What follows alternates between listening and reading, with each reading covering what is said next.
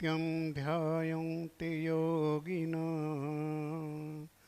कामदं मोक्षदं चैव ओंकाराय नमो नमः। अर्हन्तो मङ्गलं नित्यं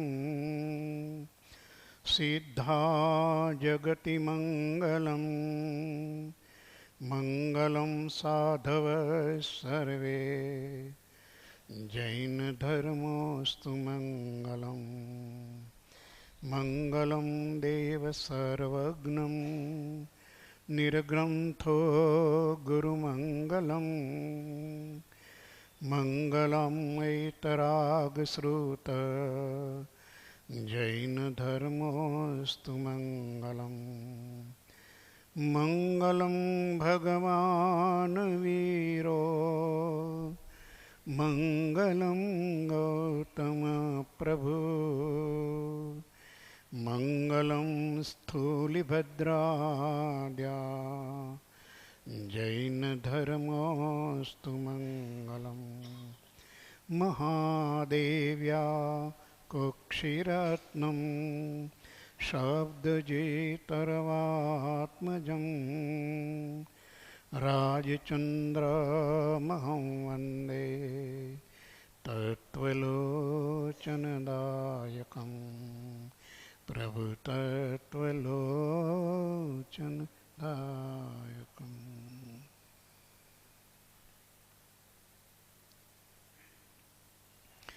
શ્રીમદ રાજચંદ્ર જ્ઞાન મંદિર રાજકોટ, રવિવાર તારીખ 12 જુલાઈ 2015. શ્રીમદ રાજચંદ્ર વચનામૃતજી ક્રમવાર પત્ર સ્વાધ્યાય પત્રાંક 738નો આપણો સ્વાધ્યાય ચાલુ છે.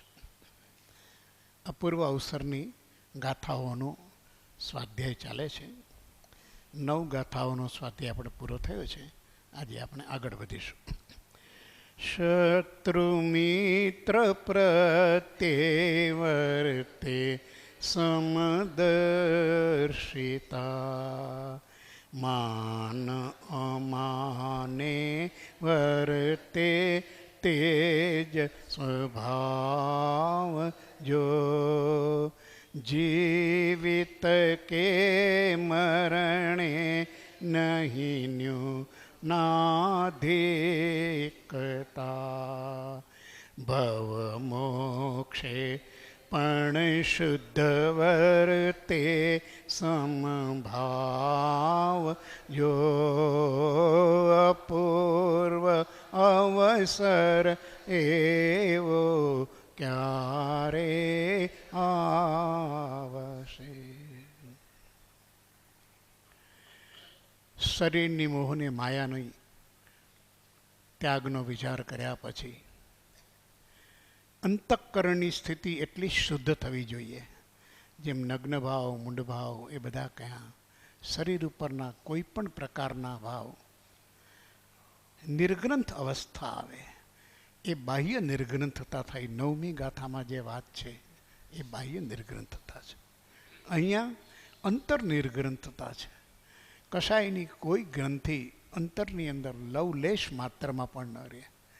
જે 4 કશાયો છે એની જે 4 પ્રકાર છે એ ચારેય પ્રકારથી છોડીને અકશાયપણે જે આત્માની સ્થિતિ છે એ શુદ્ધ સંભાવની સ્થિતિ છે, અકશાયપણાની સ્થિતિ. કૃપાળુદેવે 6 પદના પત્રમાં કહ્યું છે કે કશાય પરિણામથી જેમ આવે એમ અકશાય પરિણામથી પણ મોક્ષ પદની સિદ્ધિમાં કહ્યું તો અકશાય પરિણામ. અહીંયા એ આભ્યંતર નિર્ગ્રંથતા એ અકશાય પરિણામની એટલી ઉત્કૃષ્ટ વાત 10મી ગાથામાં છે કે શત્રુ મિત્ર પ્રત્યે વર્તે સમદર્શિતા. આખા જગતની અંદર જીવ માત્ર પ્રત્યે જેને મૈત્રી છે એને કોઈ જીવ પ્રત્યે ન તો શત્રુના ભાવ છે ન મિત્રના ભાવ છે.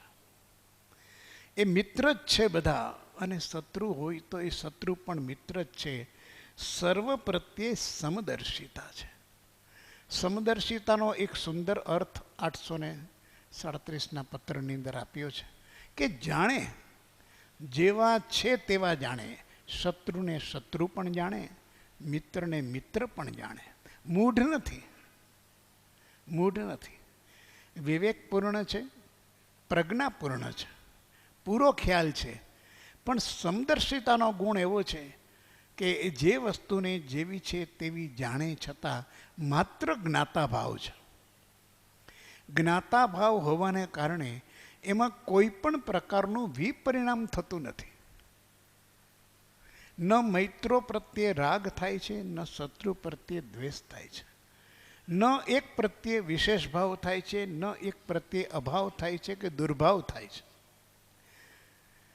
રાગ દ્વેષ વિહીન સ્થિતિ, અકશાયપણું એ શત્રુ મિત્ર પ્રત્યે વર્તે સમદર્શિતા. સમદર્શિતાનો એટલો ગુડ અર્થ આત્મસિદ્ધિની 10મી ગાથામાં સદગુરુના લક્ષણમાં આ સમદર્શિતા મૂકી છે. એનો વિશેષ સમજણ પૂછ્યું છે ત્યારે એ પત્રની અંદર એનું ખૂબ સરસ ભગવાને નિરૂપણ કર્યું છે. સામાન્ય આપણા જીવનની અંદર તો એક જ હોય કે આય સરખું ને આય સરખું. એમાં મૂક્યું છે કે સરખાનો અર્થ વિવેક શૂન્યતા નથી, મૂઢતા નથી. પૂરેપૂરા જ્ઞાન સહિતનું એને એના સ્વરૂપનું યથાર્થ ભાન છે. પણ એ હોવા છતાં એ બંને વિરુદ્ધ સ્થિતિ, વિસંગત સ્થિતિ હોવા છતાં સ્વભાવમાં વિસંગતિ નથી. પોતાની પરિણતિની અંદર કોઈ વિસંગતિ નથી. જાણવું, પરસ્પર વિરોધી જાણવું અને વિરુદ્ધ પરિણતિ ન થવી બહુ કઠિન વાત છે. કોઈને દુશ્મન જાણવો અને દુશ્મનીની કોઈ ભાવમાં પરિણતિ ન થવી, લેશ માત્ર પણ ન થવી, કઠિન સ્થિતિ છે. આ અભ્યંતર નિર્ગ્રંથતા છે, કોઈ ગ્રંથિ નથી. શત્રુ જાણવા છતાં શત્રુતાની ગ્રંથિ નથી, સમદર્શિતા છે. શત્રુ અને મિત્ર પ્રત્યે એટલે જગતના જે જીવ દ્રવ્યો છે એ જીવ દ્રવ્યો પ્રત્યે એને સમદર્શિતા વર્તે છે. એટલે જીવના જે પ્રકારો છે તે જાણે છે. જીવના અનંત પ્રકારો છે. શત્રુ મિત્ર આ તો બે બ્રોડ કેટેગરી આપી છે, પણ જીવની અનેક પ્રકારની કેટેગરી છે. એ બધી જ છે. સંબંધની અંદર કેટલી કેટેગરી હોય, કેટલા પ્રકારના સંબંધ હોય, સંયોગો કેટલા પ્રકારના હોય, જીવની દેહ સ્થિતિ જુદી જુદી હોય, કાય સ્થિતિ જુદી જુદી હોય, યોની સ્થિતિ જુદી જુદી હોય, ગતિ જુદી, ગમે તે હોય ને બધાને બધું જાણે.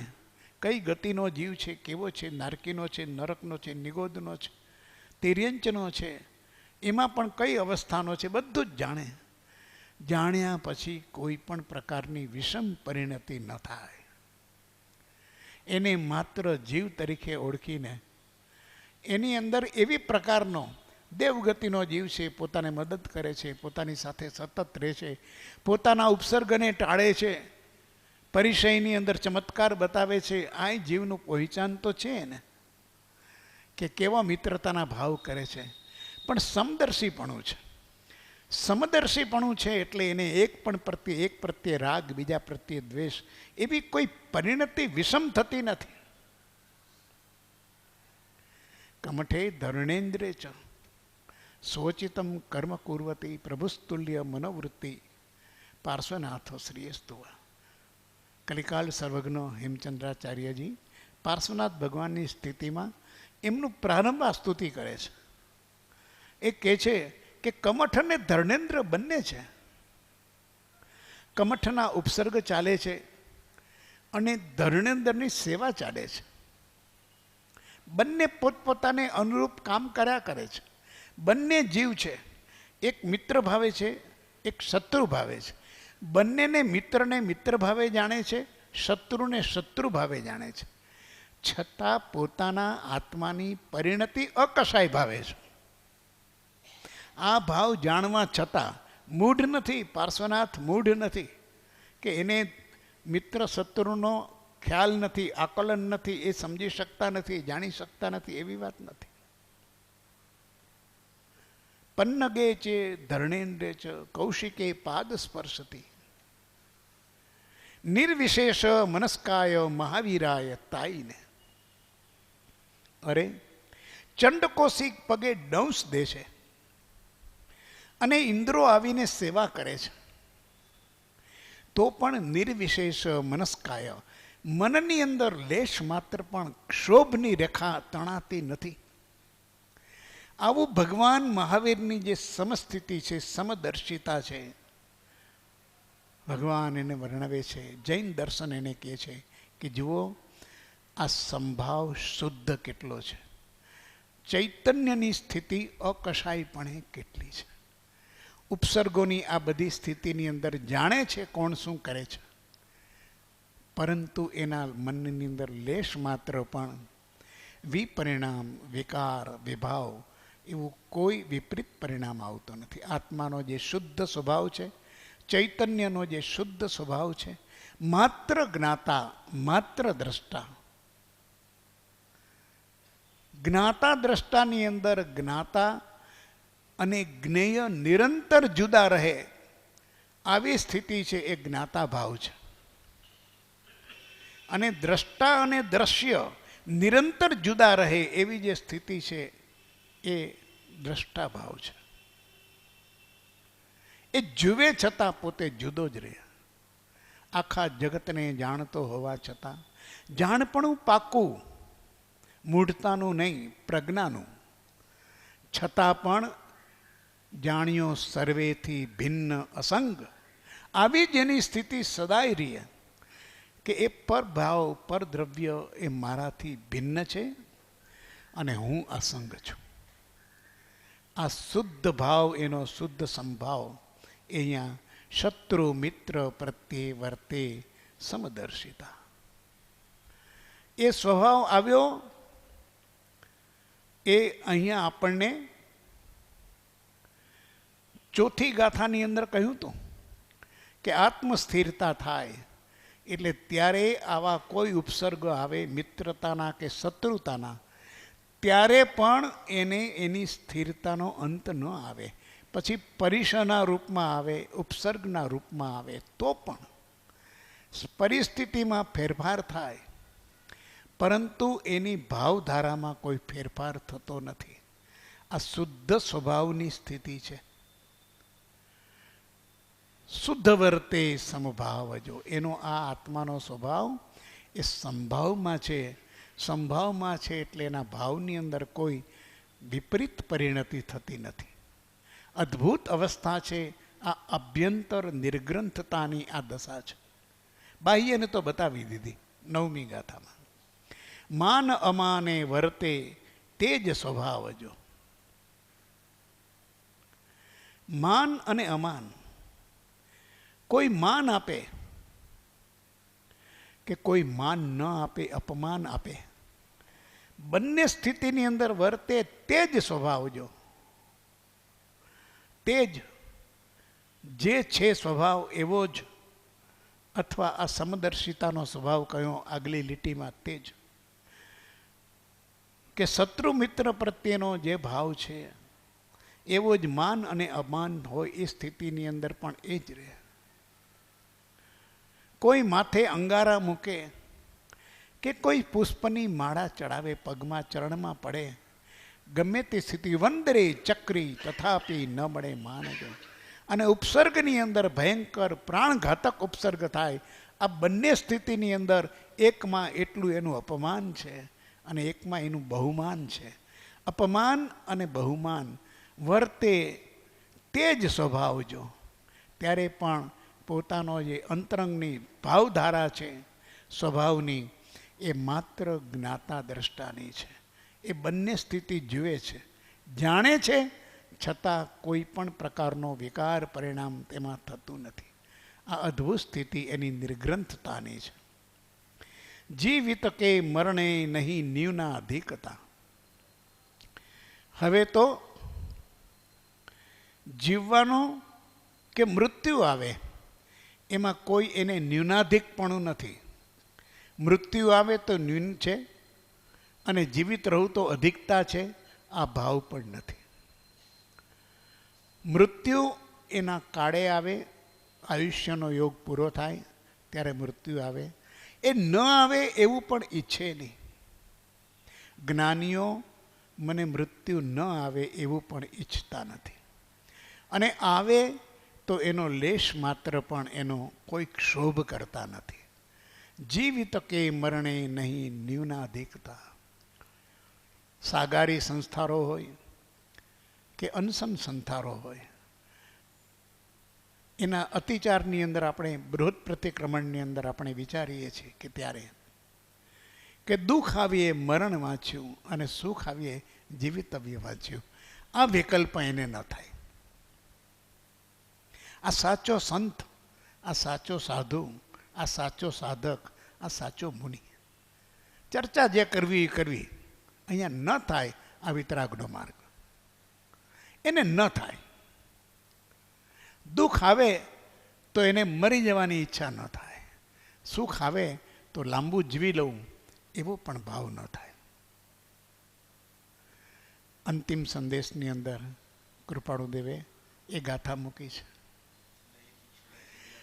નહીં તૃષ્ણા જીવ્યાતણી, મરણ યોગ નહીં ક્ષોભ, મહાપાત્ર તે માર્ગના, પરમયોગ જીતલો.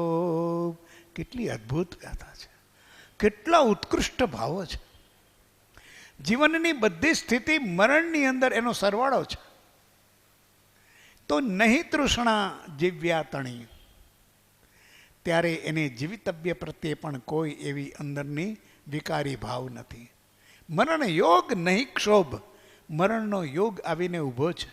સમજે છે કે હવે આ દેહને ચૈતનના પરમાણુ જુદા પડી રહ્યા છે, તો પણ એને ક્ષોભની લેશ માત્ર ભાવના થતી નથી. જીત લોભ છે, જીવવાનો પણ એને લોભ નથી. આ મહાપાત્ર છે, માર્ગના મહાપાત્ર છે. આ એની ઉત્કૃષ્ટ અવસ્થા છે. ઉત્કૃષ્ટમાં ઉત્કૃષ્ટ અવસ્થા એની પાત્રતામાં એની મહાપાત્રતા છે. સિદ્ધપદ પ્રાપ્ત કરવા માટેની એની આ ઉત્કૃષ્ટ પાત્રતા છે. એ પોતે પછી જ પોતાના નિજ સ્વરૂપની અંદર લીન થઈ શકે છે. જેને જીવિતવ્ય કે મરણનો ક્ષોભ નથી, તો એવું જીવિત કે મરણે નહીં ન્યૂના દેખતા. એને કંઈ અધિકપણું નથી કે ઓછાપણું પણ નથી. વહેલા મરી જશું હાય હાય એ પણ નથી. લાંબુ જીવવાની કોઈ એવી કામના પણ નથી. જે સમયે જે થયા કરે છે, દેહનો યોગ જેટલો હોય એટલો રહે. આયુષ્યનો યોગ પૂરો થાય એટલે જાય. આત્મા ચેતન નિત્ય છે, શાશ્વત છે, એ તો છે જ. જો કર્મ ઓછા હશે તો ફરી કર્મ નહીં હોય તો પછી દેહ ધારણ કરવા પણ નથી. અને કદાચ કર્મ હળવા હશે તો હજી એકાદ બે દેહ ધારણ કરી અને એ કર્મનું નિરસન કરવું પડશે, ભોગવવા પડશે, ભોગવી લઈશું. પણ દેહ રહિત થવું એ જ જેની અવસ્થા છે, એ જ જેની વિચારણા છે, એ જ જેમની ધારણા છે.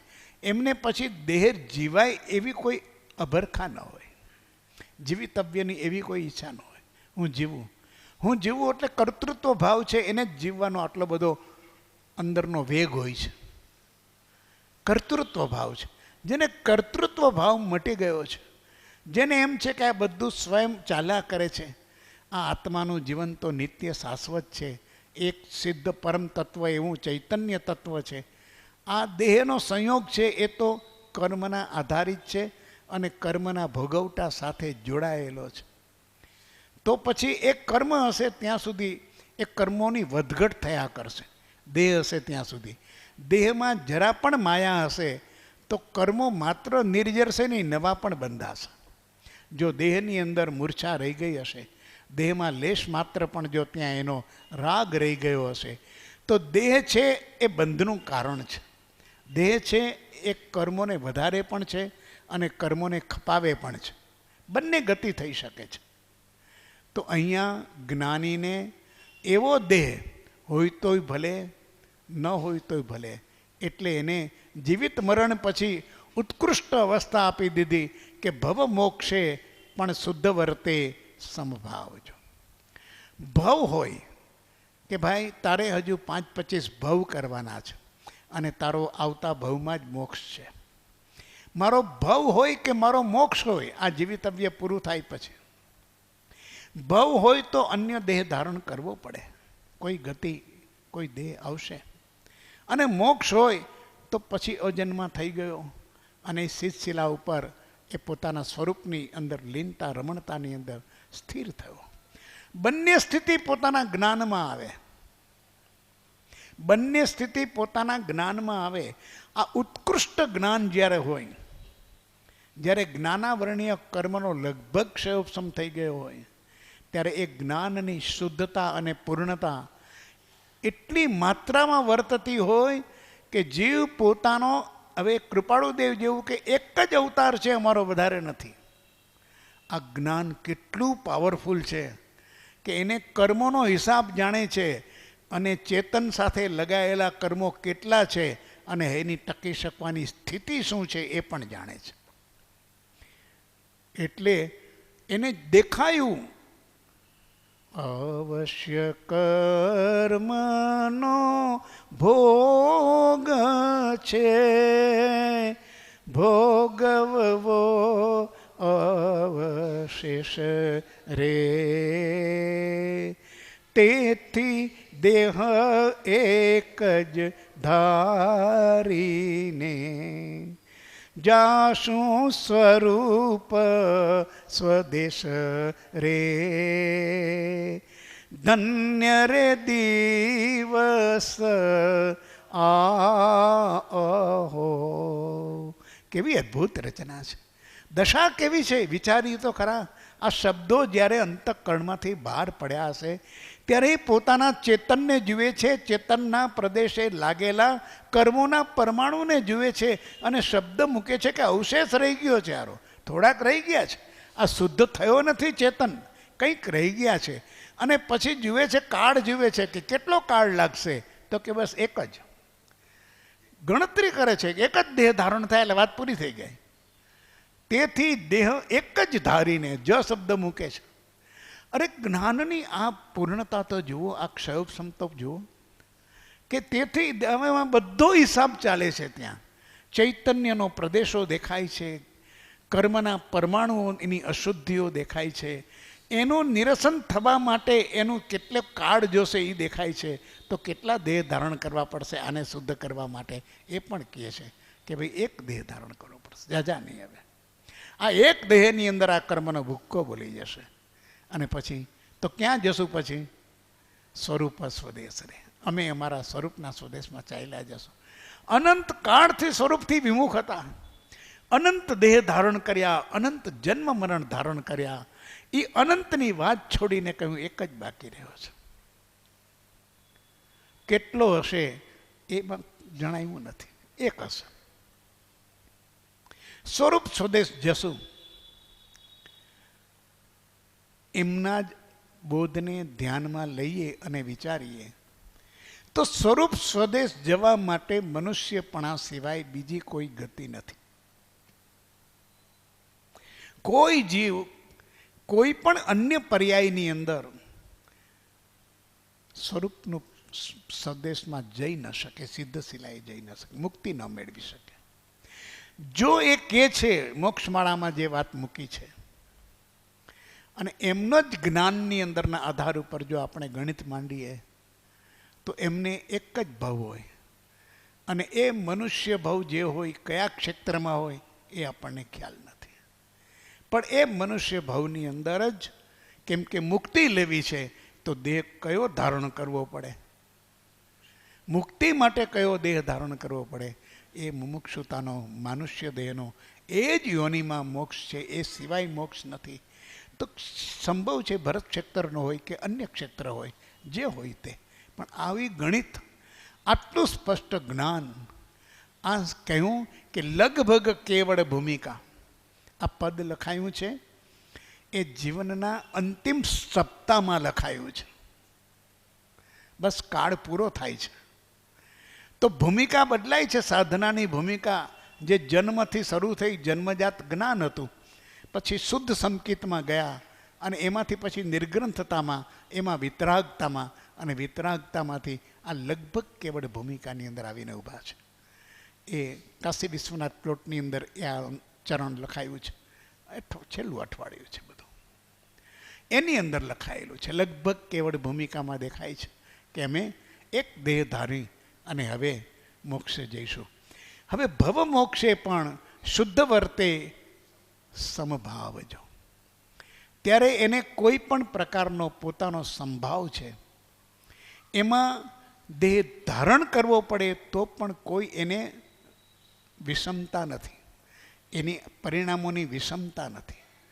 અને મોક્ષ થવાનો છે હવે અમારો, અમે એક જ અવતારમાં મોક્ષે જવાના છીએ, તો પણ કોઈ પણ પ્રકારનો વિશેષ રાગભાવ, એવો પ્રમોદ ભાવ એ પણ કાંઈ નથી, કોઈ વિકારી ભાવ છે નહીં. આવી અવસ્થા એ પોતે અત્યારે આ મુનિપણાની અંદર, નિર્ગ્રંથપણાની અંદર એ વેદી શકે છે, વેદે છે. આ એની ઉત્તરોત્તર સાધનાની આ એક અવસ્થા છે કે મુનિપણામાં એ હવે આભ્યંતર નિર્ગ્રંથ થયા છે. અને આભ્યંતર નિર્ગ્રંથતાની શ્રેષ્ઠ અવસ્થા એ આ સમદર્શિતા સ્વભાવ અને શુદ્ધ સ્વભાવ, એની અવસ્થા આ 10મી ગાથાની અંદર મૂકી છે. જીવ ઉત્તરોત્તર સાધના કરતો કરતો, નિજ સ્વરૂપની શુદ્ધિ કરતો કરતો, અંતર્બાહ્ય શુદ્ધિ કરતો કરતો કેવી ઉચ્ચ ભૂમિકાએ ઉત્તરોત્તર આગળ વધે છે. ત્યારે એના જ્ઞાનમાં બધું પ્રતિબિંબિત થાય છે, પણ બધું જણાવવા છતાં એની સ્વભાવની સમભાવપણું કેટલું બધું છે, સ્થિરતા કેટલી છે, કોઈ જાતની ચંચળતા, અવિષમપણું નથી. અહીંયા તો જો જરાક ખબર પડે પોતાના પુણ્યની તોય જીરવાતું નથી પ્રભુ, તોય જીરવાતું નથી. ત્યારે અહીંયા આવી નિશેષ કર્મની સ્થિતિ એનું જાણપણું થાય તો પણ એ મહાત્મા એવા જ અસંગ અને અચલ છે.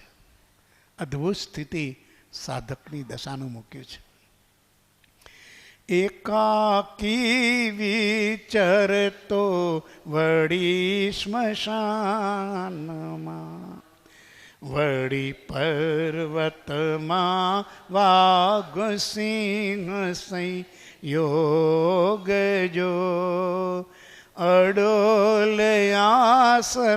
ને મનમાં નહીં ક્ષોભતા, પરમ મિત્રનો જાણે પામ્યા યોગ જો, અપૂર અવસર એવો ક્યારે આવશે.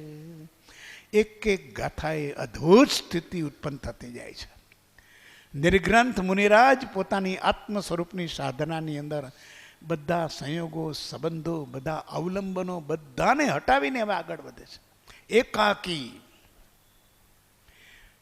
કોણ સદગુરુ સાથે હતા, કોણ શિષ્ય સાથે હતા, સેવા કરવાવાળા હતા, ધ્યાન રાખવાવાળા હતા, કોઈ વાત નથી. એકાકી શુદ્ધ જે આત્માનું સ્વરૂપ છે, સ્વતંત્ર છે, એકાકી છે, પોતે અસંગ છે. જીવની આ અવસ્થા છે. એ અવસ્થાની સ્વરૂપની અંદર એ જીવતા જીવ પોતાની પૂર્ણ અવસ્થાના એક એક પગથિયા સ્વયં જોતો જાય છે. સાધક અવસ્થાની અંદર કહેવાય કે નિત્યપણે સદગુરુનું શરણું મારું હોજો વગેરે વગેરે અપેક્ષા એ વાત છે. જૈન દર્શન અનેકાંત પર ઊભું છે. સાધકની જુદી જુદી ભૂમિકા છે, સાધનાની જુદી જુદી ભૂમિકા છે. જીવનું બળ જુદું જુદું છે, એના કર્મનું બળ પણ જુદું જુદું છે, અને પુરુષાર્થ પણ જુદો જુદો છે. કાળ અપેક્ષા એ પુરુષાર્થ છે, એટલે એ પણ વધતો ઓછો હોય. આ બધા સંયોગો લઈને શાસ્ત્રકારો વાત કરે એ સ્યાદવાદ એટલે અપેક્ષાથી વાત હોય. કોઈ આમનામ પકડી લે તો એની વાત નથી. એકાકીપણું આ એક જીવનનો ક્રમ છે. એકાકીપણામાં બધા જ અવલંબન છોડી દે છે. હરિભદ્ર સૂર્યજી મહારાજે આ બધા અવલંબનની સરસ કહ્યું છે કે નિરાલંબન એ પછી થાય, પહેલાં અલંબન આવે, એ અવલંબન પછી નિરાલંબન આવે. કૃપાળુદેવે પણ એક પત્રમાં લખ્યું છે કે એવો નિરાલંબન બોધ સ્થિર રહેવો કઠણ છે. જ્યાં સુધી આવી નિર્ગ્રંથતા ન આવે ત્યાં સુધી એ એકાકી ન થઈ શકે. એટલે ઘણા ઘણા જુદા જુદા આદર્શો આપણને ગુરુના ચરણના સાનિધ્યના શરણના બધા આપ્યા છે.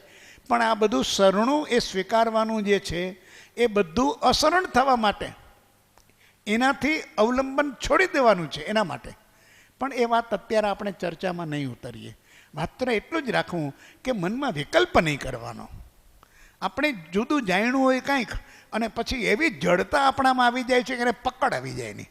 અને પકડ આવે એટલે જ્યારે કોઈ પણ વાત બોધની આવે તો આપણી સાથે તુલના કરીએ અને કાં સંઘર્ષ કરીએ. આપણે હારી જઈએ છીએ ત્યારે બોધને પામવામાં.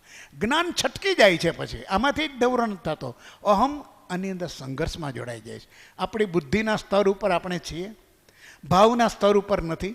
એટલે બુદ્ધિના સ્તર ઉપર જ્યારે જ્યારે કોઈ વાત આવે જ્ઞાનીઓની અને કક્ષા બદલાઈ જાય, જ્ઞાનીઓની બોધની કક્ષા બદલાઈ જાય અને આપણે અહીંયા ને અહીંયા ઊભા હોય, એવા ને એવા જડ, એવા ને એવા હઠેલા, એવા ને એવા આગ્રહી, એવા ને એવા અધૂરિયા થઈ જાય. વિષમ પરિણામ આવે. વિષમ પરિણામ આવે એટલે જે વાત ચાલે છે એની અંદર ઉપયોગની સ્થિરતા ન થાય. એમાં સમાધાન ઉપર ન ચાલે, એમાં સંઘર્ષ ઉપર ચાલે, વિષમ પરિણામ ઉપર ચાલે, દ્વંદ્વ ભાવમાં ચાલે. અને પોતાની માની લેલી શ્રદ્ધા અને માન્યતા, આને જ્ઞાનીઓ કહે છે સ્વચ્છંદ, કે સત્ય અનંત છે, અમાપ છે. તું જ્યારે પૂર્ણ વિતરાગ થઈશ ત્યારે જ એ સત્ય તને પ્રાપ્ત થશે, કૈવલ્ય જ્ઞાન થશે ત્યારે જ પ્રાપ્ત થશે. ત્યાં સુધીનું છદ્મસ્થ અવસ્થાનું કોઈ પણ સત્ય સાપેક્ષ છે, નિરપેક્ષ નથી. આ જો શ્રદ્ધા બરોબર બેસે તો મારી વાત ગમે તેટલી હોય, ઊંચી હોય, સાચી હોય, સારી હોય, શ્રેષ્ઠ હોય, બધું હોય, છતાં સાપેક્ષ છે. કેટલાક સંયોગો એવા છે, કેટલાક પરિબળો એવા છે, કેટલાક સત્યનો પ્રકાર એવો છે કે જે મારા લક્ષમાં આવ્યો નથી, કેમ કે મારું જ્ઞાન નિરાવરણ થયું નથી.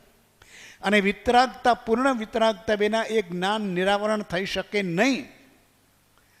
એટલે નિરપેક્ષ સત્ય કેવળ સર્વજ્ઞનું, કેવડીનું હોય, છદ્મસ્તનું કોઈ કાળે ન હોય.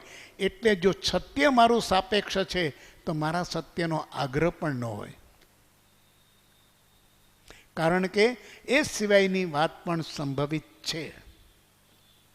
એટલી સરસ વાત આવે તો વસ્તુને જ્યારે આ સ્વાધ્યાય કેમ પરિણમતા નથી આપણને, તો નવી નવી વાત આવે છે ત્યારે આપણે આપણી બંધાયેલી બુદ્ધિ, બંધાયેલી માન્યતા, આગ્રહ કરાયેલો આપણો અભિપ્રાય, એમાંથી આપણે મુક્ત થઈ શકતા નથી. એમાં મુક્ત થવામાં શું લૂંટાઈ જાય છે. માનો કે 1 કલાક સુધી કાંઈ ન વિચાર્યું, આપણો આગ્રહ છોડી દીધો, કશું જવાનું નથી. ચિંતનની અંદર તું એનું અનુપ્રેક્ષા કરજે અને અનુપ્રેક્ષાની અંદર તને જે સત્ય મળે એ તારું સત્ય ધ્યાનની અંદર તું અને અનુભવ કરજે. એ સાચું સત્ય તને મળશે જ, પ્રાપ્ત થશે જ. પણ ત્યાં સુધી તો એણે એ જ કરવાનું છે. સદગુરુનો યોગ, શાસ્ત્રોનો યોગ, જ્ઞાની પુરુષોનો બોધ, આ બધા એના સત્યની ચાળણી છે. આવી ભૂમિકાએ શ્રોતા થતાં પણ આવડવું જોઈએ, કે શ્રોતા અપેક્ષાએ સમજતા પણ શીખવો જોઈએ કે મારે પૂર્ણતા મેળવવી છે તો અપેક્ષાએ પ્રાપ્ત કરવું છે.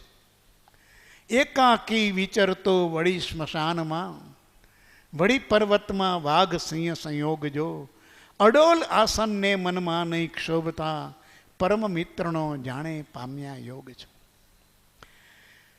એવી એક અદ્ભુત પોતાના એકાકી સ્વતંત્ર આત્મદ્રવ્યની અંદર સ્થિર થઈને આ સાધક ભલે દેહધારી છે તો પણ પોતાના સ્વરૂપના એકાકીપણામાં અત્યારે ગયો છે.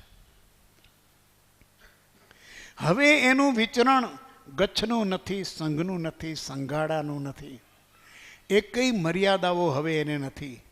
જેને જીનકલ્પી સાધુનું એક આગમની અંદર આવે છે, પણ આ કાળની અંદર એનો ઉચ્છેદ બતાવ્યો છે કે એવા સાધુઓ જોવા નહીં મળે, પણ સમજી શકાય. એકાકી છે, એકાકી છે અને એ વિચરે છે. તો ક્યાં વિચરે છે? અસંગ હોવાને કારણે એ વનમાં, અરણ્યમાં, જંગલની અંદર, સ્મશાનમાં વિચરે છે. વિચરતો વળી સ્મશાનમાં, ભયંકરમાં ભયંકર ભૂમિ સ્મશાન, પ્રેતની ભૂમિ, વ્યંતરોની ભૂમિ, અવગત્યા જીવોની ભૂમિ. આ ભૂમિને આપણે ત્યાં એને સ્મશાન કહીએ છીએ, જ્યાં જીવનની અંદર ક્ષણે ક્ષણે વૈરાગ્ય આવે. કેટલા લોકોએ પોતાનું દેહ ગણતા હતા એવું દેહ જીવન જ્યાં એને ભસ્મીભૂત થયું છે, એવું સ્મશાન, એ વૈરાગ્યની ઉત્કૃષ્ટ ભૂમિ છે.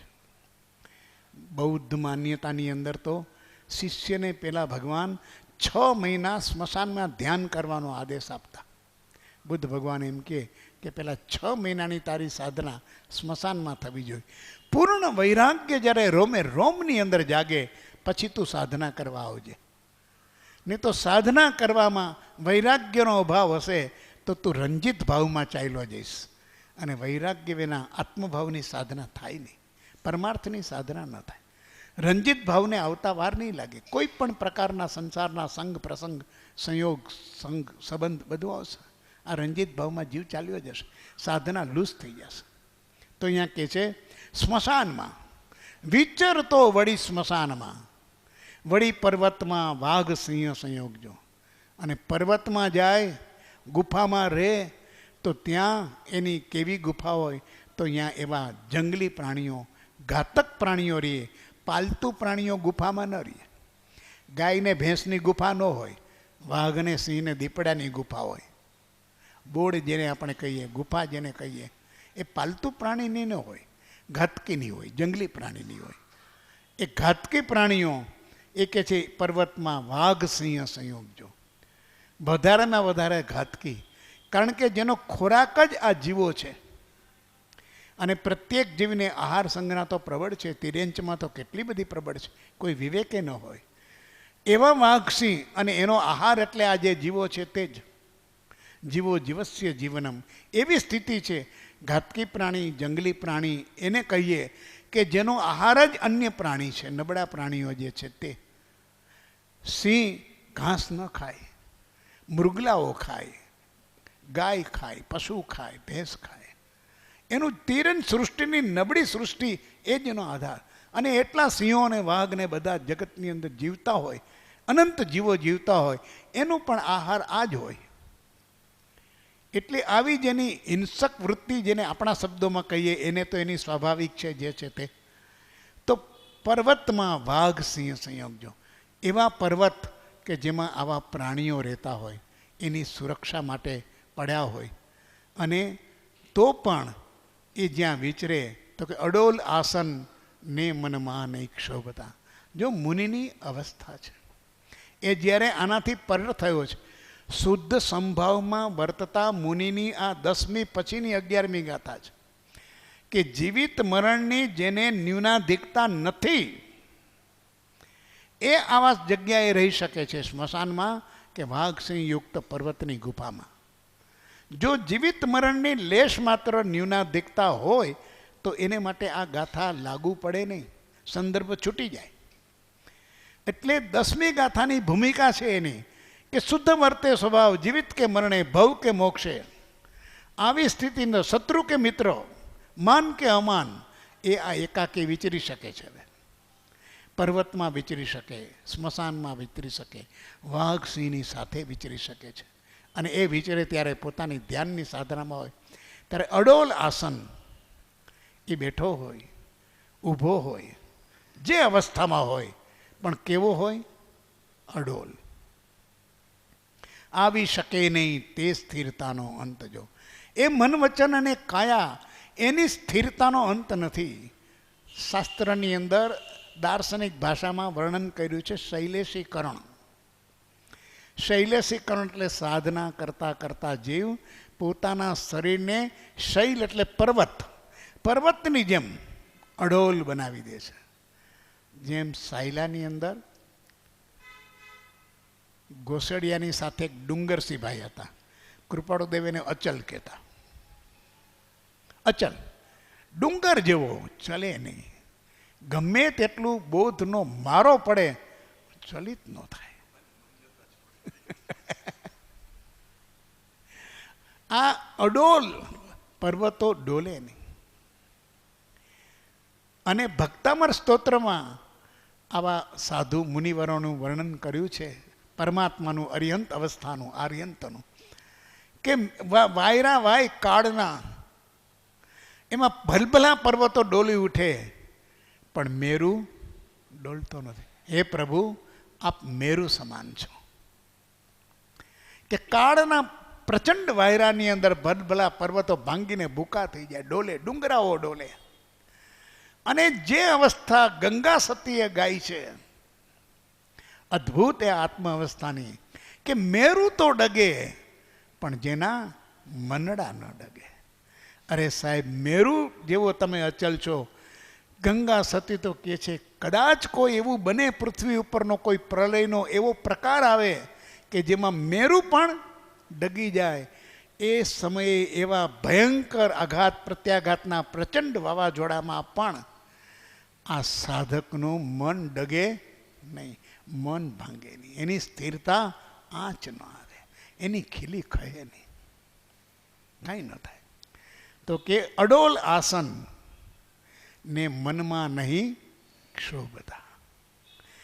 મનમાં સેજ ક્ષોભ ન થાય. જો કોઈ પણ મનની અંદર કોઈ પણ ગ્રંથિ થાય, ભય, બીક, દેશત, ધાક, ધમકી, લાલચ, પ્રલોભન, આકર્ષણ, આ બધી સ્થિતિઓ આવે ને, એમાં પહેલાં મનમાં ક્ષોભ થાય, સ્પંદનો થાય. એના મનના આ પ્રદેશો છે, પરમાણુઓ છે, એના સ્પંદનો થાય, કંપન થાય.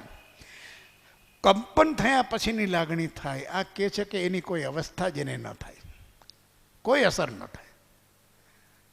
નહીં મનમાં ક્ષોભતા.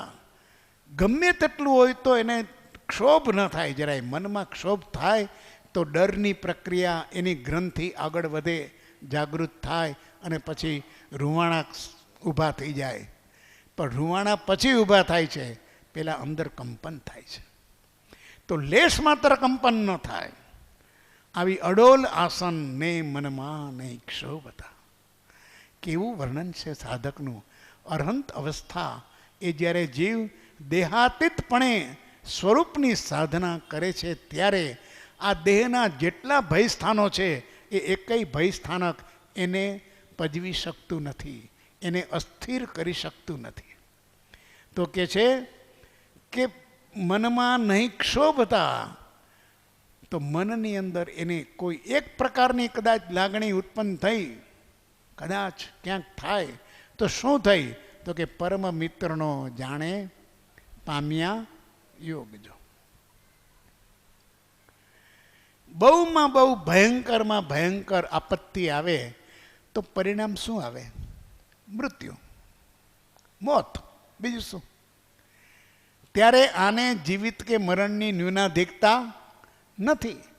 તો જે આવવાનું છે, જે મૃત્યુ, જે નિયત છે, એ કોઈ પણ નિમિત્તથી આવે અને પોતાનો સાધના કાળ સમાપ્ત થાય. તો આ સાધકને લાગે કે આને મારું આ સરસ મજાનું આ મારો કાળ પૂરો કરવામાં આ નિમિત્ત એ મારો મિત્ર છે. તો જાણે પરમ મિત્રનો જાણે પામ્યા યોગ છે. જ્ઞાનીઓ વિવરણ કરતા લખે છે કે એ તો મારા ઉપકારી છે, સિંહ, વાઘ, શિયાળ, વરુ, કે જેણે આ મારી કાયા એ મારી નથી અને મને વળગી છે, એ મારા માટે બાધક છે. ઓહો, એને લઈ લીધી, એને સમાપ્ત કર્યા અને મારા આત્માને એનાથી મુક્ત કર્યો. આ તો મારો મિત્ર છે, આ મારો હિતચિંતક છે, આ મને કાયાના બંધનોથી એણે મુક્ત કર્યો છે. પરમ મિત્ર, આથી વધારે મિત્ર. જેમ મારા આત્માને મુક્ત કરાવવા માટે દેવગુરુ મારા મિત્ર છે, એમ આ મારી કાયાથી મુક્ત થવા માટે આવા નિમિત્તો, જંગલી જાનવરો એ મારા મિત્ર છે, કે એણે મને કાયાથી છૂટો કર્યો. પેલા દેવગુરુએ મને ભાવથી છૂટો કર્યો, આણે મને દ્રવ્યથી છૂટો કર્યો. અદ્ભુત વાત ભાવના મૂકી છે કૃપાળુ દેવે કે પરમ મિત્રનો જાણે પામ્યા યોગ. જો ત્યારે એને કોઈ એના ઉપર ઉપસર્ગ કરનાર ઉપર લેશ માત્ર પણ દ્વેષ થતો નથી. દ્વેષ નથી થતો, નહીં તો પાછું બંધાવાનું શરૂ થાય. કાયાની માયા લાગે, દેહ જાય પણ માયા થાય, અને રોમમાં એક રૂવાણું પણ જેનું ફરકતું નથી. આવી અદ્ભુત સ્થિતિ કાયાની સ્થિરતાની એમણે આ ગાથાની અંદર મૂકી છે. 11મી પૂરી થાય છે, 12મી. ઘોર તપશ્ચર્યામાં પણ મનને તાપને, સરસ અન્ને નહીં મનને પ્રસન્ન ભાવજો, રજકણ કેરી વૈમા નિક દેવની, સર્વે માન્યા પૂદગલ એક સ્વભાવ, જો અપૂર્વ અવસર એવો ક્યારે આવશે. આ સાધનાનું પાસું છે. વિચરણ કરે છે, દેહ છે તો દેહના ધર્મો પણ છે. ક્ષુધા, તૃષા અને એની અંદર ઉષ્ણતા આવે, અતિ શીત પડે, કંકર કાંટા, આ બધા પરિસરો ઉપસર્ગો છે. તો દેહ ત્યારે જ છે. અને આ તપ ચાલે છે. હવે આ જે સાધના છે એ તપ છે. તપની એકવાર જો વ્યાખ્યા સમજાઈ જાય ને આપણને, બહુ મુશ્કેલી છે. તપ એટલે સીધું આપણે સમજી ગયા કે ઉપવાસ છે, એમ્બિલ છે, એકટાણું કર્યું છે. તરત જ તપમાં ક્યારેય કહ્યું નહીં કે કૌશક છે, સ્વાધ્યાય છે, પ્રાયશ્ચિત છે, વિનય છે, વયાવત છે. તપ કરીએ છીએ. 12 પ્રકારના તપ. બાહ્ય તપ, આભ્યંતર તપ. શરીર છે એટલે તપના 2 પ્રકાર હોય. શરીર છે ને અંદર રહેલી ચેતના છે. શરીરનું તપ છે એ બાહ્ય તપ છે, અને અંદરની ચેતનાના ઉર્ધ્વીકરણનું તપ છે એ આભ્યંતર તપ છે. પ્રત્યેક તપની અંદર સર્વજ્ઞએ કોઈ ભેદ પાડ્યા નથી. આભ્યંતર તપ શુદ્ધિ માટે વધારે સહાયકારી છે એમ કહ્યું છે. બાહ્ય તપ પણ આભ્યંતર તપની શુદ્ધિ માટે છે, એની વિશેષતા માટે છે એ કહ્યું છે. સમગ્ર સાધના એ તપ છે. પછી સાધનાનો પ્રકાર જીવની પ્રકૃતિને અનુકૂળ હોય. કોઈ જાપની અંદર લીન હોય, આખો દિવસ જાપ કર્યા કરે. કોઈ સ્મરણમાં લીન હોય, પ્રભુનું નામ સ્મરણ એની અંદર જ લીન હોય. કોઈ વયાવચની અંદર જ લીન હોય, સવારથી સાંજ સુધી એનું ખાવા પીવાનું ભાન પણ ન હોય, વયાવચ કરે. સંતોની, જ્ઞાનીઓની, સાધુઓની, મુનિઓની વયાવચ કરે. અનેક પ્રકારે લોકોને કેમ સુખ શાંતિ થાય અને એની સંયમ વર્ધમાન થાય, આ જ એનું લક્ષ્ય. આ તપ છે. કોઈ સ્વાધ્યાય કરે, જુદા જુદા પ્રકારના તત્વનું ચિંતન અહોરાત્ર ચાલ્યા જ કરે. અહોરનિશ એનું ચિંતન થાય. કોઈ પ્રાયશ્ચિત, જન્મો જન્મની અંદર, અજ્ઞાન અવસ્થાની અંદર, અભાન અવસ્થાની અંદર મોહથી, રાગથી, દ્વેષથી, ભયથી કેવા કેવા કર્મો બાંધ્યા છે, કેટલા કેટલા જીવો સાથેના આવા વિપરીત બંધ બાંધ્યા છે. આવા કર્મના છુટકારાનું ચિંતન કરીને પ્રાયશ્ચિતની ધારામાં ચાલતો હોય. એ નિંદા અને ગરહા સતત કર્યા કરે, એ પણ એનું તપ છે. ક્ષમાપના જેટલી બોલાય એટલી બોલ્યા કરે. દિવસની 100-200 હે ભગવાન હું બહુ ભૂલી ગયો. વારંવાર પોતાનું સ્વરૂપ હું કહેતા, આ પોતાનું સનાતન શાશ્વત જીવ સ્વરૂપ, અને તારા વચનને ભૂલ્યો, તારા આજ્ઞાને ભૂલ્યો, તારા શીલને ભૂલ્યો, તે કહેલા તત્વને ભૂલ્યો. જગતના જીવો સાથે આ રીતે આઈથડો પાપી થયો, પ્રપંચ કર્યા, આવું વારંવાર ભાવથી બોલે કે આગળ કરેલા પાપોની હું હવે ક્ષમા ચાહું છું. અને સંકલ્પબદ્ધ થાય કે એક પળ પણ તમારા કહેલા તત્વમાં શંકા ન થાય, તમારા કહેલા રસ્તામાં અહોરાત્ર હું રહું, એ જ મારી આકાંક્ષા અને વૃત્તિ થાઓ. વૃત્તિ આકાંક્ષાની સાથે વૃત્તિ થવી જોઈએ. વૃત્તિ નહીં થાય તો પાછો જ્યાંનો ત્યાં વયો જવાનો છે. લક્ષ્ય વૃત્તિ ઉપર થાય. જેનું વ્રત વૃત્તિ ઉપર ગયું એની તપશ્ચર્યા સફળ છે, ને તો વ્રત ખોટું છે. આત્મસિદ્ધિમાં કહ્યું, લયું સ્વરૂપન વૃત્તિનો ગ્રહ્યું વ્રત અભિમાન, ગ્રહે નહીં પરમાર્થને લેવા લૌકિકમાન. વૃત્તિ ઉપર લક્ષ જતું નથી કે પોતાની વૃત્તિઓ વારંવાર કેવી નિમ્ન પ્રકારની છે, કેવી પૌદ્ગલિક વૃત્તિઓ છે, કેવી ભૌતિક સુખની વૃત્તિઓ છે, કેવી અહિક સુખની વૃત્તિઓ છે, કેવી શરીરના મોહ પ્રત્યેની વૃત્તિઓ છે. આ બધી વૃત્તિઓનું એક એક વૃત્તિ આવે એનું પરીક્ષણ થાય, એનું સ્વરૂપ પકડે કે મારી વૃત્તિઓ એટલે શુદ્ધ સ્વરૂપની છે, અશુદ્ધ સ્વરૂપની છે, ચૈતન્ય સાથેની વૃત્તિઓ છે કે જળ સાથેની વૃત્તિઓ આવે છે. કેવી વારંવાર જે કંઈ આવે છે એને એકવાર ઊભો રહીએ કે આ વૃત્તિ આવી, આવું મન થયું, આવી ઈચ્છા થઈ, મને મન થયું, કાંઈ વાંધો નહીં, મન થયું પ્રમાણે કરતું, કોઈ વાંધો નથી. પણ જરાક ઊભો રહીને વિચાર કરીને કર કે મન થયું અને જે વૃત્તિ થઈ એ કેવી છે, પૌદ્ગલિક છે, સાંસારિક છે, પારમાર્થિક છે, ચૈતસિક છે, કેવી છે. અને પછી એનો હિતાહિતનો વિચાર કર. જો શક્તિ હોય જ્ઞાનીના બોધ પ્રમાણે તો તને વૃત્તિનો સંક્ષય કરવાની ઈચ્છા થશે. આ યોગ છે. વૃત્તિનો સંક્ષય કરવો એ પાંચમો યોગનો પાંચમો પ્રકાર છે. એ અત્યંત શ્રેષ્ઠ છે. એટલે હરિભદ્રાચાર્ય સૂરીજી એને પાંચમાં મૂક્યો છે, યોગ બિંદુમાં આવે છે. વૃત્તિ સંક્ષય, એ વૃત્તિ સંક્ષયને તપની અંદર એક પ્રકાર છે. વૃત્તિ સંક્ષયનો બાહ્ય તપમાં આવી રીતે પોતે આ બધું જ જે છે તપ છે.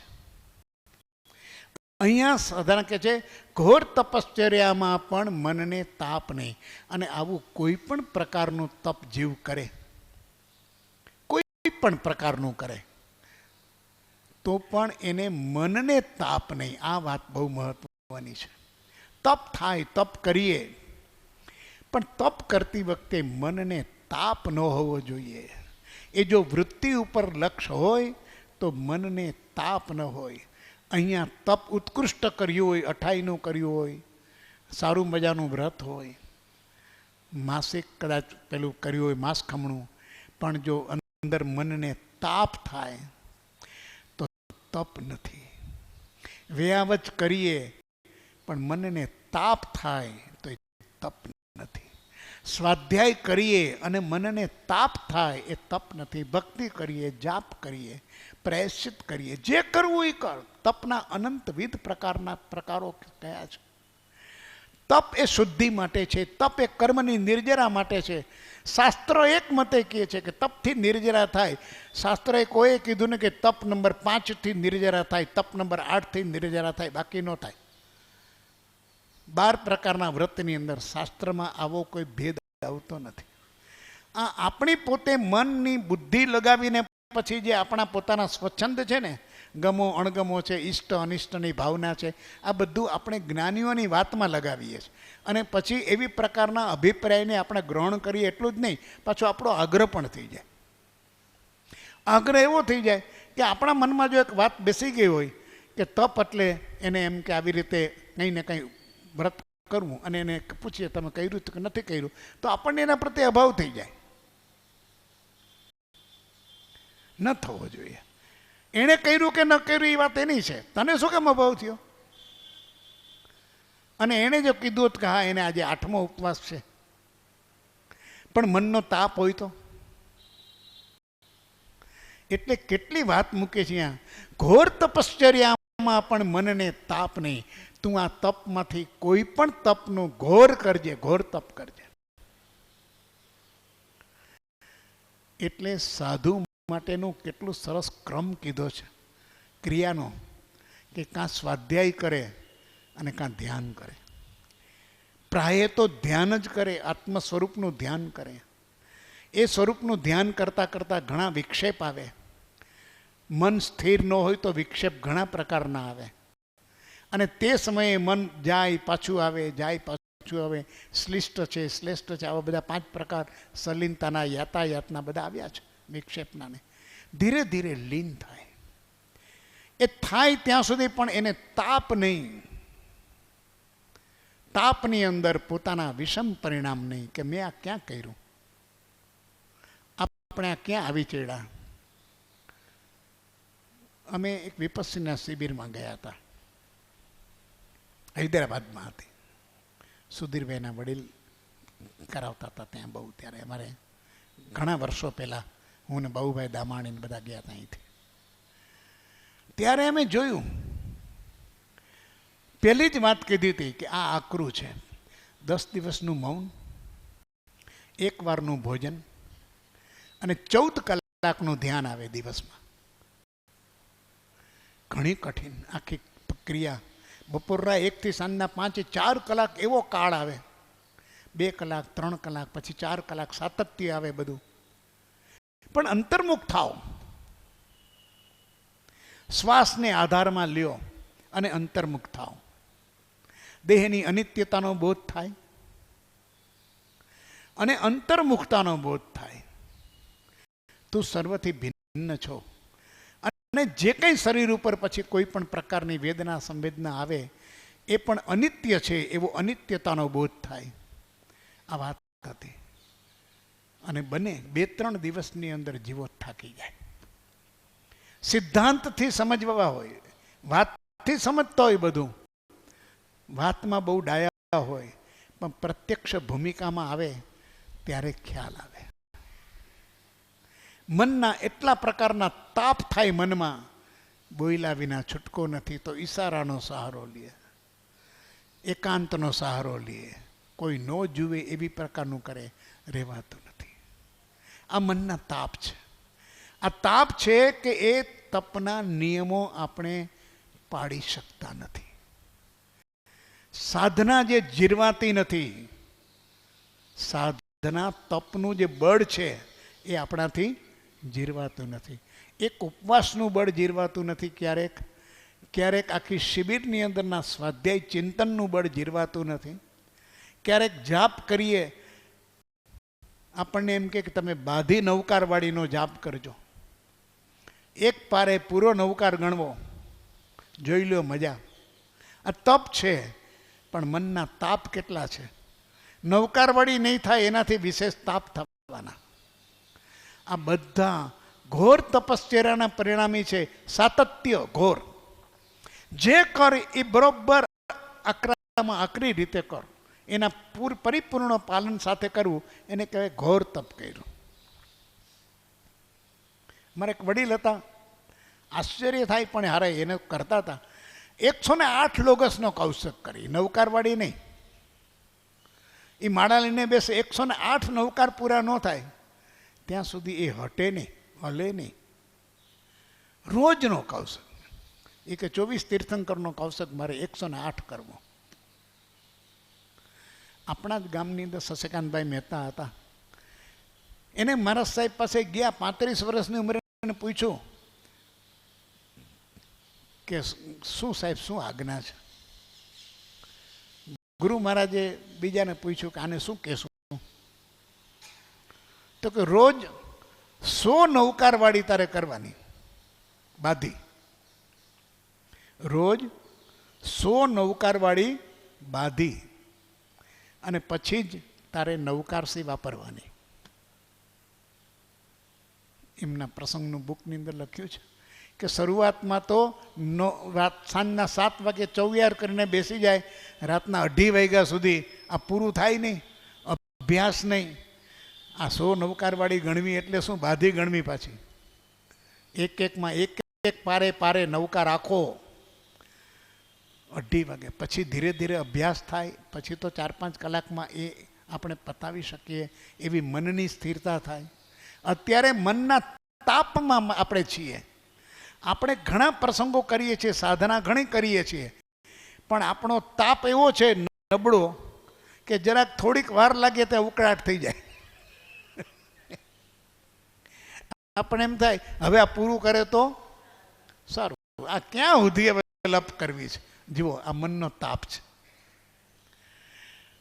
આવા નિર્ગ્રંથો દિવસો સુધી તપશ્ચર્યામાં હોય, મનનો તાપ નહીં. ઘોર તપશ્ચર્યામાં પણ મનને તાપ નહીં. આ અમનસ્ક અવસ્થા કરી છે, ઉન્મની અવસ્થા કરી છે. મનનો વ્યાપાર છે એને શાંત કર્યો છે. મનનો વ્યાપાર એ ચંચળતા છે, અસ્થિરતા છે, સંકલ્પ વિકલ્પ છે, વિચારોના વાયુ છે, વમળ છે. આ મનના વ્યાપાર છે. એ ઇન્દ્રિય છે, આપણી આભ્યંતર ઇન્દ્રિય છે. એને એવું કાબૂમાં લીધું છે, એવું વશ કર્યું છે કે મનને ક્યાંય જવા નથી દેતું. અને આ મન ઠરીને શાંત તરીકે બેસતું નથી, મનડું બેસતું નથી. એવી આ સ્થિતિ છે. એમાં કે છે ઘોર તપશ્ચર્યામાં પણ મનને તાપ નહીં. આ તાપ શબ્દ સમજવાનો છે. એમાં કંઈ ગરમી થાય છે એવું નહીં. આ આપણી અસ્વસ્થતા છે, ચડ વિચળતા છે, મનના ચડ વિચળ પરિણામો છે. એટલે મન શાંત થયું નથી. તપશ્ચર્યામાં આ શરત છે, મન શાંત રહેવું જોઈએ જ્યાં સુધી થાય ત્યાં સુધી. તો એ તપ નિર્જરાનું કારણ બને છે. અને અવશ્ય જ્ઞાનીઓ કહે છે, એમાં કોઈ શંકા નથી. અને પછી એનો મહિમા બતાવતા કહે છે કે એક ક્ષણ પણ જો આ રહ્યું તો અનંત કોટી કર્મની કરોડો ખપે છે. આ તારો નિર્જરાનો ક્રમ શ્રેણી નિર્જરા કીધી. ઘણી ઘણી વાત છે. સમયની મર્યાદાને આપણે જાળવીશું. આ ગાથા ફરી આવતા અવસરે જન લઈશું. સત્પુરુષોનું યોગ બળ, જગતનું કલ્યાણ કરો.